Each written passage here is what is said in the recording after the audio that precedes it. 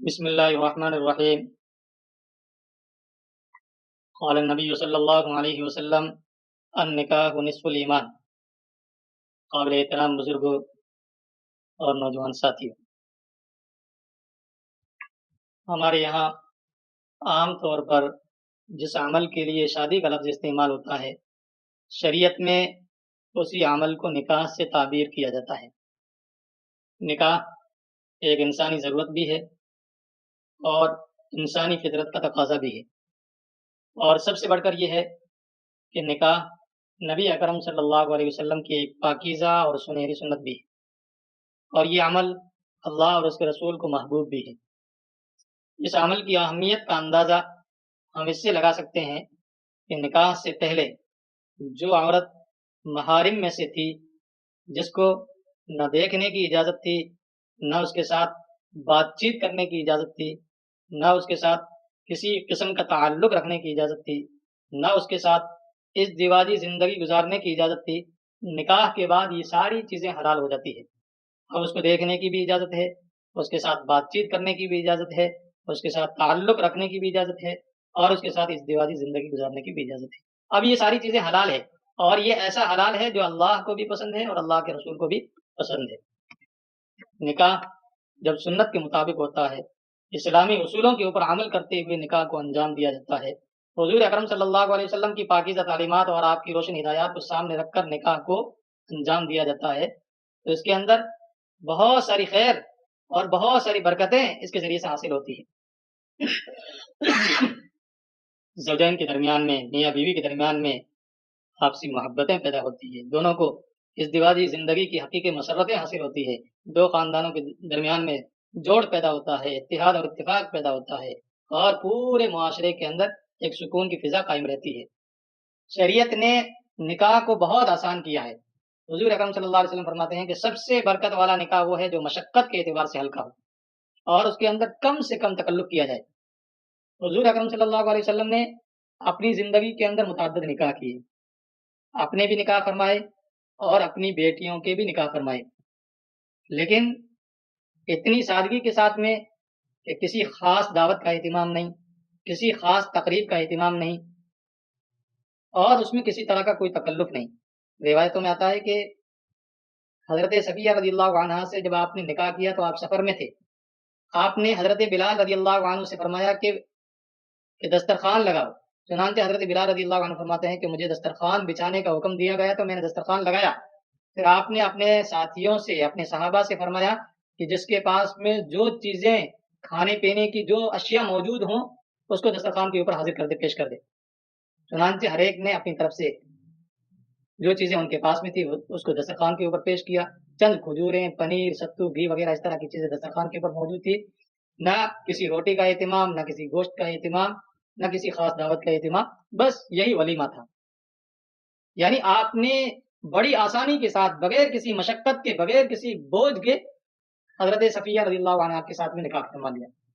شریعت نے ہمیں نکاح کو اسی طرح سے انجام دینے کی تعلیم دی ہے۔ حضور کے زمانے میں تمام نکاح ایسے ہی ہوا کرتے تھے۔ حضرات صحابہ کرام کا مزاج بھی یہی تھا کہ جب وہ نکاح فرماتے تو بڑی سادگی کے ساتھ، بڑی آسانی کے ساتھ میں اس عمل کو انجام دیتے۔ اس کے لیے نہ پہلے سے کوئی تیاری ہوتی، نہ پہلے سے کسی چیز کا انتظام کرتے۔ ایک طرف سے پیغام، دوسری طرف سے پیغام کو قبول کر لیا جاتا، بس نکاح ہو جاتا۔ جب نکاح سنت کے مطابق ہوتا ہے، سادگی کے ساتھ میں ہوتا ہے، آسانی کے ساتھ میں ہوتا ہے، تو اس کے اندر بے شمار برکتیں ہوتی۔ آسان نکاح کی بے شمار برکتیں ہیں۔ ایک تو سنت کے مطابق عمل ہو جاتا ہے، شریعت کے مطابق عمل ہو جاتا ہے، شریعت پر عمل ہو جاتا ہے، سنت پر عمل ہو جاتا ہے، اور اللہ اور اس کے رسول کی محبت بھی حاصل ہو جاتی ہے، اور آدمی بہت سارے مسائل سے اور بہت ساری پریشانیوں سے بھی بچ جاتا ہے۔ کیونکہ جب آدمی نکاح کو رسومات کے دائرے میں رکھ کر نکاح کو انجام دیتا ہے، اور شادی کے موقع پر اگر سنت کے بجائے غیروں کا طریقہ اپنانے کی کوشش کرتا ہے تو پھر اس کے لیے مسائل کھڑے ہوتے ہیں، پریشانیاں آتی ہیں، مال بھی جمع کرنا پڑے گا، مکمل تیاری بھی کرنی پڑے گی، اور جو ناراض ہیں ان کو منانے کی کوشش بھی کرنی پڑے گی، کرنی پڑتی ہے، یا اور کبھی ایسا بھی ہوتا ہے کہ سارے اخراجات کو اٹھانے کے لیے شادی کے موقع پر قرض بھی لینا پڑتا ہے۔ یعنی نکاح کے موقع پر اگر وہ تمام طریقے اختیار کیے جائیں جو اللہ اور اس کے رسول کو پسند نہیں ہے، جو شریعت میں مطلوب نہیں ہے، شریعت جن کی اجازت نہیں دیتی، جن طریقوں کی اجازت نہیں دیتی، تو پھر آدمی کے لیے مسائل کھڑے ہوں گے، اور پھر اس نکاح کے اندر برکت بھی نہیں ہو سکتی، کیونکہ اس عمل کے اندر کیسے خیر و برکت آ سکتی ہے جس عمل کے اندر اللہ اور اس کے رسول کے احکامات کو ہی مد نظر نہیں رکھا گیا، اور اس عمل کے اندر کیسے خیر و برکت آ سکتی ہے جس عمل کے اندر اللہ اور اس کے رسول کی بتلائی ہوئے طریقے ہی سامنے نہ ہو۔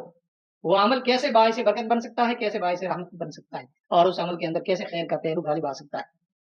اس عمل کے اندر برکت نہیں ہو سکتی، اس عمل کے اندر کوئی خیر نہیں ہو سکتا، اس عمل کے اندر کوئی عافیت نہیں ہو سکتی، وہ عمل اللہ اور اس کے رسول کے لیے نہیں ہو سکتا، وہ عمل اپنے لیے ہوگا،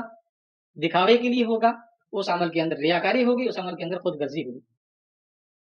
ہم سمجھتے ہیں کہ اگر ہم نے اپنے بیٹے کی شادی کے موقع پر کوئی خاص پروگرام نہیں رکھا، بہترین تقریب نہیں کی، لوگوں کو اچھا کھانا نہیں کھلایا، تو معاشرے میں ہماری بدنامی ہو جائے گی، بے عزتی ہو جائے گی۔ یہ وہ تمام باتیں ہیں جو نفس اور شیطان ہمیں سمجھاتا ہے۔ حضور سے بڑھ کر اس کائنات کے اندر سب سے زیادہ عزت والا کون ہے؟ اور آپ کے صحابہ سے بڑھ کر اس کائنات کے اندر سب سے باعزت جماعت کون سی ہے؟ کوئی نہیں۔ لیکن نہ حضور نے یہ طریقہ اختیار کیا، نہ آپ کے صحابہ کرام نے یہ طریقہ اختیار کیا۔ جب ان کی عزتوں کے اوپر کوئی فرق نہیں آیا تو ہماری عزتیں کیسے پامال ہو سکتی ہے، کیسے خراب ہو سکتی ہے؟ یہ صرف نفس اور شیطان کا دھوکہ ہے۔ حضرت عبد الرحمن ابن عوف ایک جلیل القدر صحابی ہیں، عشرہ مبشرہ میں سے ہیں، جن 10 صحابہ کرام کو نبی اکرم صلی اللہ علیہ وسلم نے دنیا میں جنت کی بشارت دی، ان میں حضرت عبد الرحمن ابن عوف بھی ہے۔ جب وہ مکہ سے مدینہ ہجرت کر کے آئے تو نبی اکرم صلی اللہ علیہ وسلم نے حضرت سعد ابن ربیع کو ان کا بھائی بنا دیا، ان کے ساتھ ان کی مواقعات قائم کر دی۔ یہ حضور کا معمول تھا کہ اگر کوئی صحابی مکہ سے ہجرت کر کے مدینہ آتا تو آپ انصار میں سے کسی ایک کو بلاتے اور اس کے ساتھ میں مواقعات قائم کر دیتے اور دونوں کو آپس میں بھائی بنا دیتے۔ جب حضرت سعد ابن ربیع رضی اللہ عنہ کو نبی اکرم صلی اللہ علیہ وسلم نے حضرت عبد الرحمن ابن عوف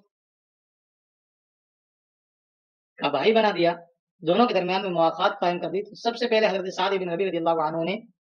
حضرت عبد الرحمن ابن عوف سے کہا کہ میرے پاس میں کھجور کے 2 باغ ہیں،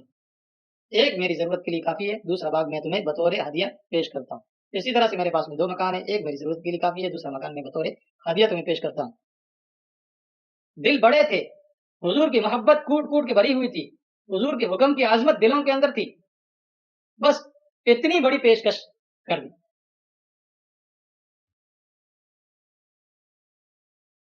لیکن حضرت عبد الرحمن ابن عوف نے کیا فرمایا؟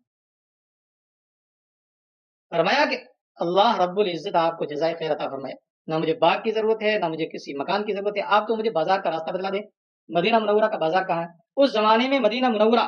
کوئی بڑا شہر نہیں تھا، ایک بڑی بستی کی طرح تھا، اس کے اندر ایک چھوٹا سا بازار تھا۔ حضرت عبد الرحمن ابن عوف بازار کا راستہ معلوم کرتے ہوئے بازار کے اندر پہنچ جاتے ہیں، پورے بازار کا جائزہ لیا۔ آپ ایک کنارے سے دوسرے کنارے کے اوپر پہنچ گئے تو آپ نے دیکھا کہ ایک آدمی دوسرے کنارے کے اوپر بیٹھا ہوا پنیر فروخت کر رہا ہے، تو آپ نے کہا کہ یہ پنیر کیا آپ مجھے کل تک ادھار دے سکتے ہیں، فروخت کر سکتے ہیں؟ اس نے کہا کیوں نہیں، میں تو فروخت کرنے کے لیے بیٹھا ہوں۔ چنانچہ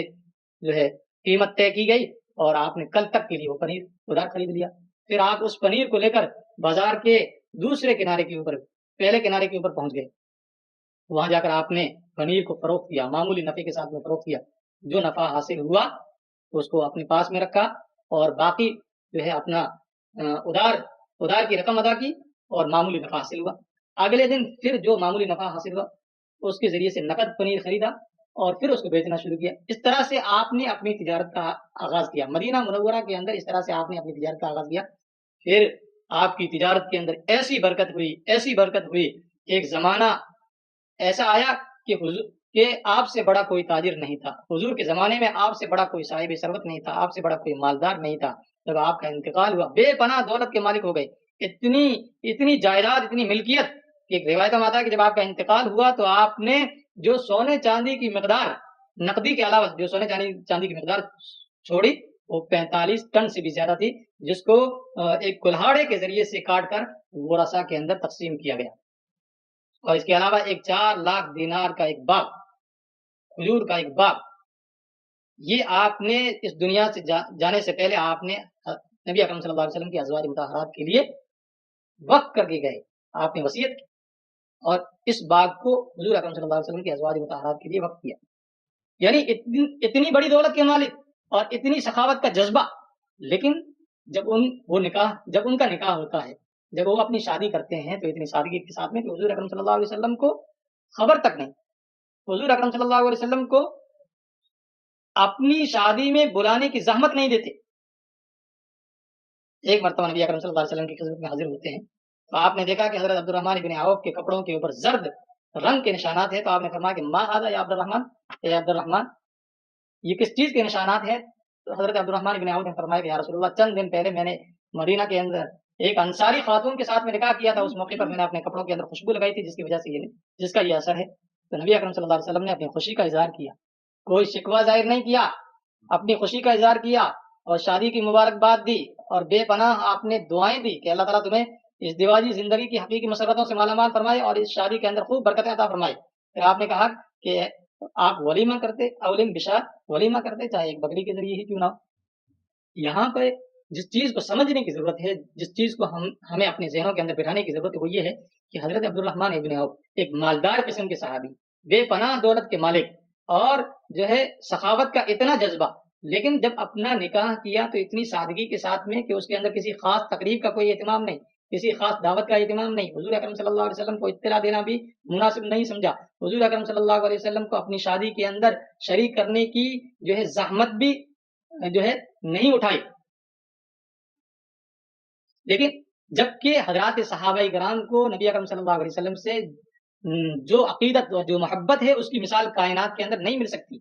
قیامت تک اس کی مثال نہیں مل سکتی. اتنی بڑی محبت اور عقیدت کے باوجود بھی حضور اکرم صلی اللہ علیہ وسلم کو اطلاع دینا مناسب نہیں سمجھا، کیونکہ آپ حضور کے مزاج سے واقف ہیں، اسلامی آداب سے واقف ہیں، اسلامی اصولوں سے واقف ہیں اور اسلامی تعلیمات سے واقف ہیں، ایمان کے تقاضوں سے واقف ہیں. اس وجہ سے حضور اکرم صلی اللہ علیہ وسلم کو اطلاع دینا مناسب نہیں سمجھا. تو نکاح کے اندر سادگی ہے، نکاح کے اندر سادگی ہے. آدمی جب اپنے معاشرے کی ایجاد کی ہوئی رسموں کا سہارا لیتا ہے اور اس نکاح کو سنت کے مطابق انجام دینے کے بجائے نکاح کے موقع پر اگر غیروں کے طریقے اختیار کیے جائے تو پھر مسائل کھڑے ہوتے ہیں، پریشانیاں آتی ہیں اور پھر اس نکاح کے اندر برکتیں حاصل نہیں ہو سکتی. نکاح عبادت ہے، اس کو عبادت ہی رکھا جائے. جس طرح سے نماز ایک عبادت ہے، تو نماز کو اگر ہم نماز کے طریقے کے مطابق نہیں پڑھیں گے، نماز کے جو شرائط ہیں، جو نماز کے ارکان ہیں، اس کے مطابق اس عمل کو انجام نہیں دیں گے تو نماز قابل قبول نہیں. اسی طرح سے حج کو اگر حج کے تمام اعمال اور تمام ارکان کے ساتھ میں انجام نہ دیا جائے تو حج قابل قبول نہیں. اسی طرح سے نکاح ایک عبادت ہے، نکاح کے آداب ہیں، نکاح کا ایک شریعت نے ہمیں طریقہ بتلایا ہے. اگر اسلامی آداب کے مطابق، اسلامی تعلیمات کے مطابق اس عمل کو انجام نہیں دیں گے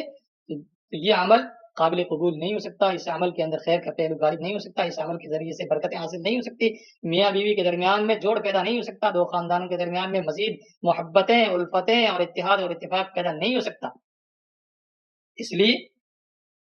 ہمیں اپنی تقریبات کے موقع پر، اپنی شادیوں کے موقع پر اللہ اور اس کے رسول کو راضی کرنے کی فکر کرنی چاہیے، اللہ اور اس کے رسول کی